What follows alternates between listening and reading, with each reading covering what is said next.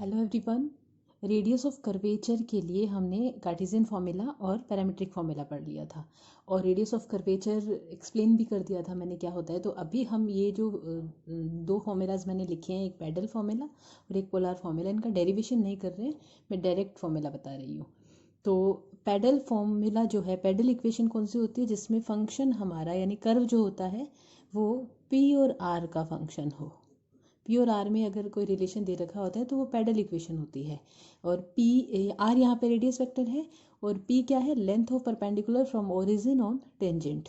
अब जिस भी पॉइंट पर हमें फाइंड आउट करना होगा रेडियस ऑफ कर्वेचर, उस पॉइंट पर टेंजेंट और टेंजेंट पे ओरिजिन से डाले गए परपेंडिकुलर की लेंथ जो है उसे हम पी कहते हैं।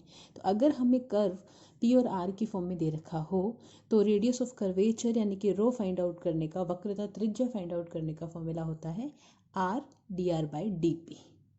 तो ये हो गया पैडल फॉर्मूला। अब है पोलर फॉर्मूला। पोलर फॉर्मूला जो पोलर फॉर्म में अगर हमें कर्व दे रखा हो ध्रुवीय निर्देशांकों में आर और थीटा में कर्व दे रखा हो, मतलब हमारा जो कर्व है वो आर और थीटा का फंक्शन हो, तो उसके लिए रेडियस ऑफ कर्वेचर का फॉर्मूला है rho equals to r square plus r one का square whole raise to power 3/2 upon में है r square plus 2 r one का स्क्वायर माइनस आर टू। यहाँ पे आर वन से हमारा मतलब है d r by d theta और आर टू से हमारा मतलब है d two r by d theta two. तो ये polar formula radius of curvature के लिए और ये pedal formula radius of curvature के लिए। अब इस पे बेस्ड एग्जांपल्स करते हैं। तो पहला जो एग्जांपल या क्वेश्चन हम करने वाले हैं वो पैडल फॉर्म का करने वाले हैं। देखो, if pedal equation of the curve हमें ये दे रखा है, ये कर्व है, ये हमें दिख रहा है साफ साफ पी और आर में रिलेशन है, यानी कि पैडल इक्वेशन दे रखी है। तो हमें प्रूव करना है रो की वैल्यू यानी कि रेडियस ऑफ कर्वेचर की वैल्यू ये होगी। तो ये पी और आर का रिलेशन है, मतलब हमें पैडल फॉर्मूला यूज़ करना है। तो सोल्यूशन हमें पता है रो इज इक्वल्स टू फॉर्मूला था are d r upon d p. तो हमें d r upon d p calculate करना है, यहाँ पे पुट करना है और फिर आंसर फाइंड आउट करना है ये वाला। तो कर्व है पी स्क्वायर इक्वल आर की power 4 upon are square plus a square. Differentiate करते हैं दोनों तरफ आर के विद रिस्पेक्ट। तो पी स्क्वायर का 2p d p by d r equal, यहाँ u अपॉन वी रूल से कर लेते हैं, r square plus a square का whole square, r square plus a square, r की पावर 4 का हो जाएगा आर क्यूब, ठीक है, माइनस आर की पावर 4 एज इट इज, इसका करेंगे तो ये आएगा 2r ए स्क्वायर का 0। ठीक है, थोड़ा सिंप्लीफाई करते हैं तो ये बन रहा है 4 आर की power 5 plus 4 a square r cube minus 2 r की power 5 upon are square plus a square का होल स्क्वायर। ठीक है, ये हमारी 2p d p by d r की वैल्यू है, लेकिन हमें d r by d p calculate करना है ना, तो हम इसका रेसिप्रोकल लिख देंगे। तो देखिए यहाँ से पहले मैं इसको थोड़ा सा और सिंप्लीफाई कर देती हूँ इस तरफ। तो 2p d p by d are चल रहा है, ये 4 आर की पावर 5 है, ये माइनस 2 आर की पावर 5 है, तो बचेगा प्लस का 2 आर की पावर 5 और यहाँ पे 4 है तो 2 कॉमन आ रहा है, मैं 2 कॉमन लेके लिख देती हूँ और आर क्यूब भी कॉमन आ रहा है। देखो, तो ये 2 आर की पावर 5 था तो हमने 2 आर क्यूब कॉमन ले लिया तो आर स्क्वायर बचा, प्लस यहाँ पे 4 है तो 2 बचेगा 2 a square upon are square plus a square का होल स्क्वायर। तो यहाँ से ये देखो, एक तो 2 दोनों तरफ से कैंसिल हो गया। अगर हम d r by d p लिखते हैं तो ये बनेगा p r square plus a square का whole square upon r cube r square plus 2a square. ठीक है, find out radius of curvature करनी है तो रो इज इक्वल्स टू होता है r d r upon d p. तो values रख देते हैं d r upon d p की वैल्यू।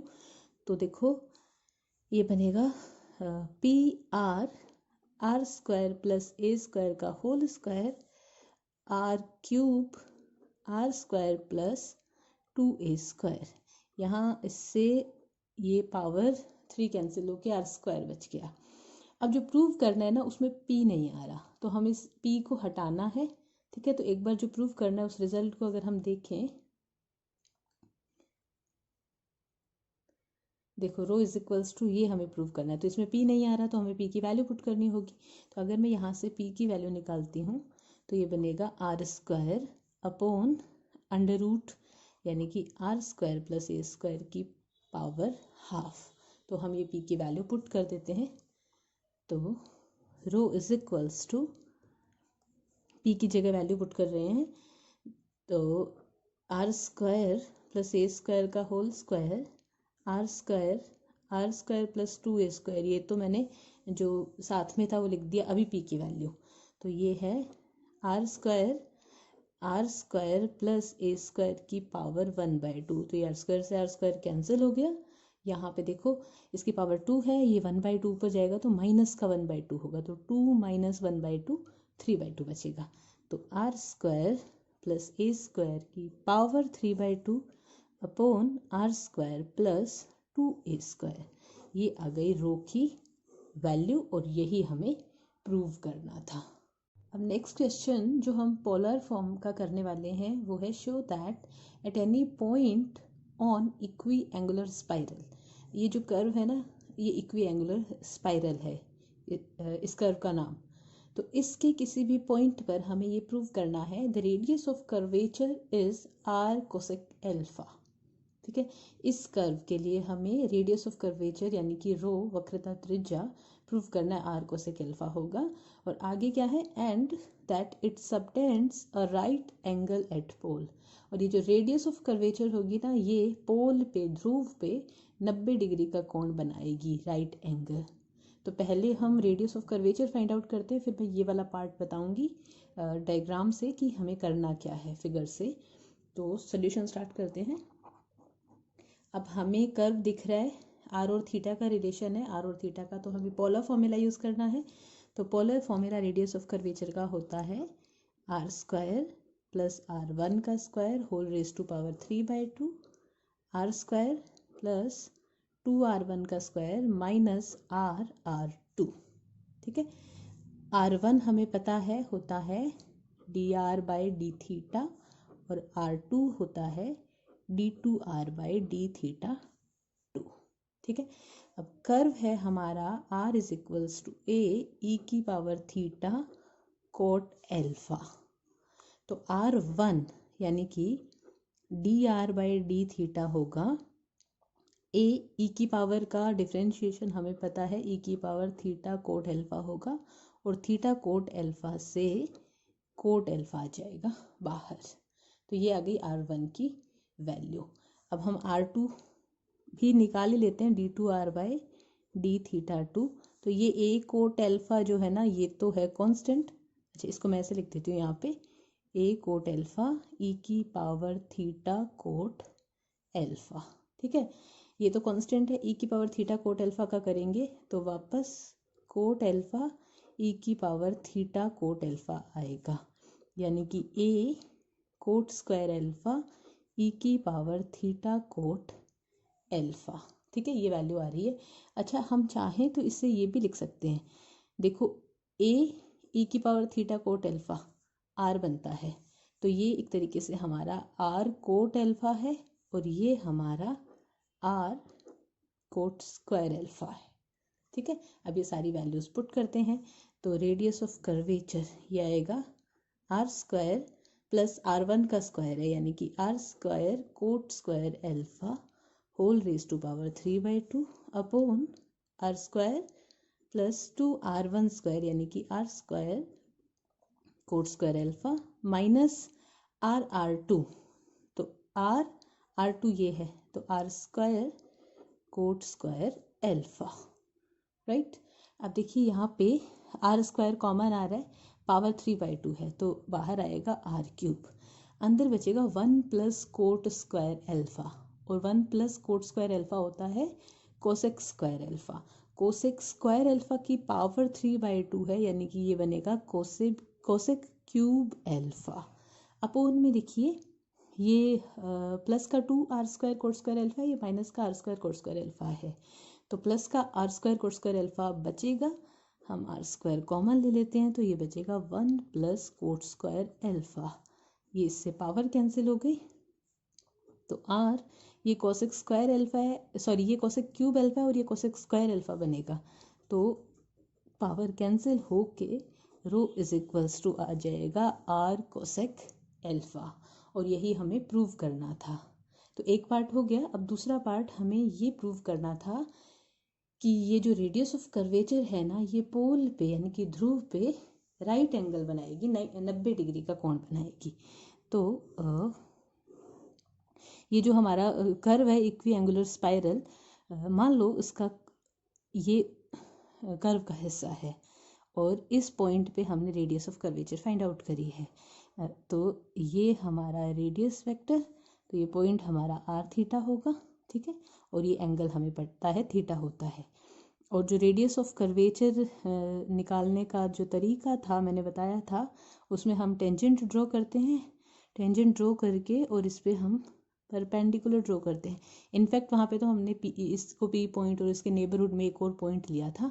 अल्टीमेटली हम क्यू टेंड्स टू पी कर रहे थे, तो वो जो intersecting point N tends to C हो रहा था, ठीक है। तो मैं वो सब नहीं लिख के ये मान लो सी पॉइंट आ रहे हैं, ठीक है। अच्छा, ये टेंजेंट है तो टेंजेंट हमें पता है साई एंगल बनाती है और इन दोनों के बीच में एंगल होता है फाई, ठीक है।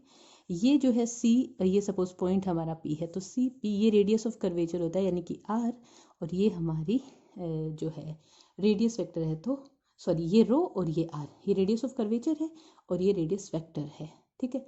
तो हमें ये प्रूव करना है कि ये जो रेडियस ऑफ कर्वेचर है ना, ये वाली लाइन, ये जो पोल पे एंगल बनाएगी, पोल पे मतलब सी और पी दोनों हिस्से हमने पोल से ज्वाइन कर दिए, तो हमें ये प्रूव करना है कि ये जो एंगल होगा ना, ये 90 डिग्री होगा, π/2 होगा, ठीक है। तो ये हमें कैलकुलेट करना है, ये एंगल फाइंड आउट करना है। तो पहले हम ये वाला एंगल निकालेंगे और ये एंगल निकालने के लिए हमें चाहिए फाई। अच्छा, ये टेंजेंट है स्पर्श रेखा और ये अभिलंब है, तो ऑफ कोर्स ये पूरा जो है ये 90 डिग्री है, ठीक है।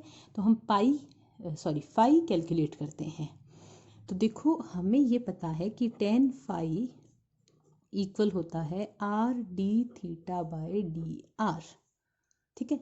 तो r d theta by d r, हमने d r by d theta निकाला था, वो आर कोट एल्फा था, तो ये उल्टा हो जाएगा आर कोट एल्फा, तो आर से आर कैंसिल, तो ये आ गया tan एल्फा, यानी कि फाई बराबर आ रहा है एल्फा, ठीक है।